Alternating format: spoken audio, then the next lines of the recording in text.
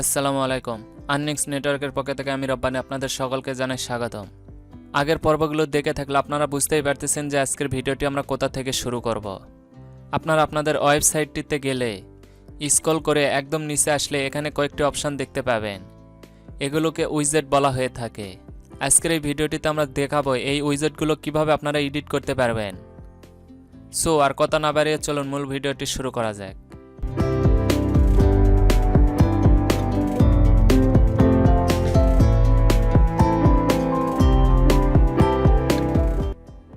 শুরুতে আপনাদের ওয়ার্ডপ্রেসটি log in করে নেবেন এবং ওয়ার্ডপ্রেসের ড্যাশবোর্ডে অ্যাফারেন্স এই অপশনটিতে ক্লিক করে দেবেন। অ্যাফারেন্সে ক্লিক করার পর আপনারা নিচে লক্ষ্য করবেন উইজেট নামের একটি অপশন রয়েছে। আমরা এই উইজেটটি একটি নতুন ট্যাবে চালু করে নিই। উইজেট নামের এই অপশনটিতে ক্লিক করার পর আপনারা এরকম একটি ইন্টারফেস দেখতে পাবেন। এখানে আপনাদের ইচ্ছা মতো উইজেটটি এডিট করতে পারবেন। প্রথমে রয়েছে সার্চ অপশান। আপনারা চাইলে এই অপশানটি এডিট করতে পারবেন। যেমন মনে করেন আমরা এখানে লেখা আছে অ্যাড দ্য বটম টেক্সট। এখানে চাইলে আপনাদের ইচ্ছা মতো একটি টেক্সট অ্যাড করতে পারবেন এবং আবার চাইলে এই অপশানটিকে আপনারা সার্চ আইকন নামেও অ্যাড করতে পারেন। যেমন আমরা এখানে শুধুমাত্র সার্চ একটি আইকন রাখবো। সার্চ আইকন রাখার জন্য এখানে উপরে সার্চ আইকনটি অ্যাড করার জন্য আমরা এই সার্চ অপশানটিতে ক্লিক করলাম এবং এখানে উপরে দেখতে পাচ্ছেন ইউজ বাটম উইথ আইকন নামের একটি অপশান রয়েছে। এই অপশানটিতে ক্লিক করে দিবেন, তাহলেই দেখতে পাবেন এখানে শুধুমাত্র সার্চ আইকনটি রয়েছে।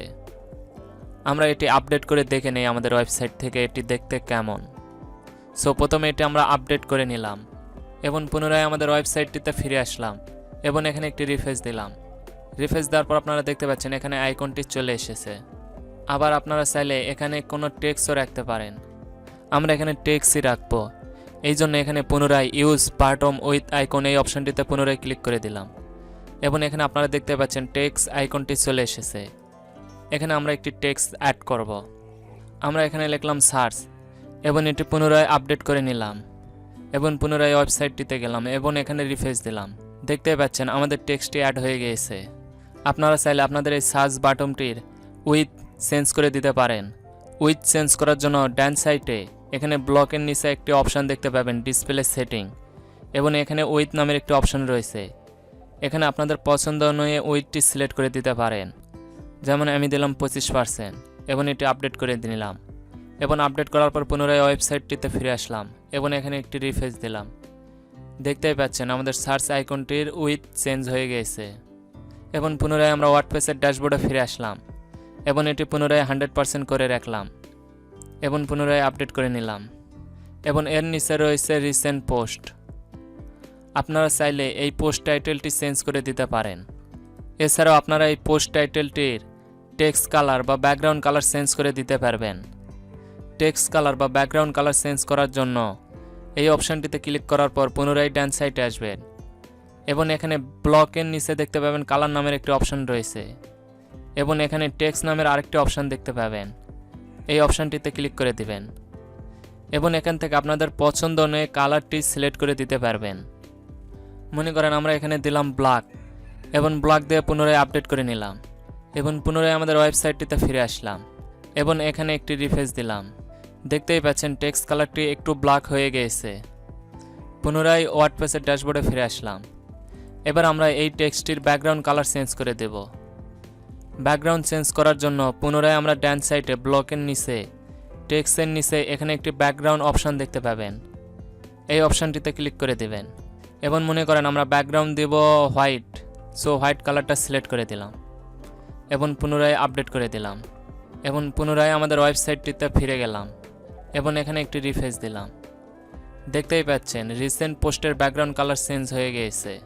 পুনরায় আমাদের ওয়েবসাইটটিতে ফিরে আসলাম। আমরা রিসেন্ট পোস্টের ব্যাকগ্রাউন্ড কালারটি রাখবো না, তাই পুনরায় রিসেন্ট পোস্টে ক্লিক করলাম এবং ব্যাকগ্রাউন্ডে ক্লিক করলাম এবং এখান থেকে পুনরায় আগের ব্যাকগ্রাউন্ডটি সিলেক্ট করে দিলাম এবং আপডেট করে দিলাম। রিসেন্ট পোস্টের এখানে স্ক্রল করে নিচে আসলে আমরা দেখতে পাবো রিসেন্ট কমেন্ট। আপনারা এখানেও আপনাদের রিসেন্ট কমেন্টের টেক্সট চেঞ্জ করে দিতে পারবেন, টেক্সটের কালার এবং ব্যাকগ্রাউন্ডও চেঞ্জ করে দিতে পারবেন। এরপর স্ক্রল করে আরেকটু নিচে আসলে এখানে আমরা ক্যাটাগরি নামের একটি অপশান দেখতে পাবো। আপনারা চাইলে এখানেও সেম রিসেন্ট পোস্টের মতো টেক্সট কালার সব কিছু চেঞ্জ করে দিতে পারবেন। মনে করেন এখন আমরা এই ক্যাটাগরি নামের এই অপশানটি রাখবো না, এটি ডিলিট করে দেব। সো এটি ডিলিট করবেন কিভাবে? ডিলিট করার জন্য আমরা ক্যাটাগরি নামের এই অপশানটিতে ক্লিক করব। ক্যাটাগরি নামের অপশানে ক্লিক করার পর আপনাদের সামনে এইরকম একটি পপ আপ দেখতে পাবেন এবং এখান থেকে আপনারা আপনাদের ক্যাটাগরিটি এডিট করতে পারবেন। আমরা এই ক্যাটাগরিটি ডিলিট করব। সো এখানে ডান সাইডে একটি 3 ডট মেনুর অপশান দেখতে পাবেন, এই অপশানটিতে ক্লিক করে দিবেন এবং স্ক্রল করে নিচে আসলে এখানে রিমুভ হেডিং নামের একটি অপশান দেখতে পাবেন। আপনারা এই রিমুভ হেডিং অপশানটিতে ক্লিক করে দিবেন। তাহলেই দেখতে পাচ্ছেন আমাদের ক্যাটাগরি নামের এই অপশানটি ডিলিট হয়ে গিয়েছে এবং এই অপশানটি আমরা পুনরায় আপডেট করে নিলাম। পুনরায় আমাদের ওয়েবসাইটটিতে ফিরে আসলাম এবং এখানে একটি রিফ্রেশ দিলাম। দেখতেই পাচ্ছেন আমাদের ক্যাটাগরি নামের অপশানটি ডিলিট হয়ে গিয়েছে। মনে করেন এখন আমরা নেম ও আন ক্যাটাগরি এই অপশানটি সম্পূর্ণ ডিলিট করে দেব। সো কীভাবে? এই নেম এবং আন ক্যাটাগরি এই অপশানটি ডিলিট করার জন্য আমরা ওয়ার্ডপ্রেসের ড্যাশবোর্ডে ফিরে আসলাম এবং এখানেও ক্যাটাগরি ডিলিটের মতো সেম একইভাবে এই অপশানটিও ডিলিট করতে পারবেন। ডিলিট করার জন্য প্রথমে এই অপশানটিতে ক্লিক করে দেবেন এবং 3 ডট মেনুতে ক্লিক করে দেবেন এবং রিমুভ ক্যাটাগরিজ এই অপশানটিতে পুনরায় ক্লিক করে দেবেন এবং পুনরায় এই ওয়ার্ডপ্রেসটি আপডেট করে নেবেন এবং আমাদের ওয়েবসাইটটিতে ফিরে আসলাম এবং এখানে একটি রিফ্রেশ দিলাম। দেখতেই পাচ্ছেন ক্যাটাগরি আমাদের সম্পূর্ণরূপে ডিলিট হয়ে গিয়েছে এবং এখানে স্ক্রল করে একদম নিচে আসলে এখানে দেখতে পাবেন ইনঅ্যাক্টিভ উইজেট নামের একটি অপশান রয়েছে, এই অপশানটিতে ক্লিক করে দেবেন। এখানে আপনারা আপনাদের পছন্দ অনুযায়ী ব্লক অ্যাড করতে পারবেন, অর্থাৎ উইজেট অ্যাড করতে পারবেন। আশা করি আপনারা বুঝতে পেরেছেন। আমরা আজকের ভিডিওটি এই পর্যন্তই রাখতে চাচ্ছি। ভিডিওটিতে যদি কোনো কিছু বুঝতে অসুবিধা হয় তাহলে আপনারা কমেন্ট বক্সে কমেন্ট করে জানাবেন এবং ভিডিওটি যদি আপনাদের বিন্দু মাত্র উপকারে আসে এবং ভালো লাগে তাহলে একটি লাইক করে দিবেন এবং বন্ধুদের মাঝে শেয়ার করে দিবেন এবং এই চ্যানেলটি সাবস্ক্রাইব করে দিবেন এবং পাশে থাকা বেল আইকনটি বাজিয়ে দিবেন এবং যারা ফেসবুক পেজ থেকে ভিডিওটি দেখতেছেন পেজটি ফলো করে দিয়ে পাশেই থাকবেন।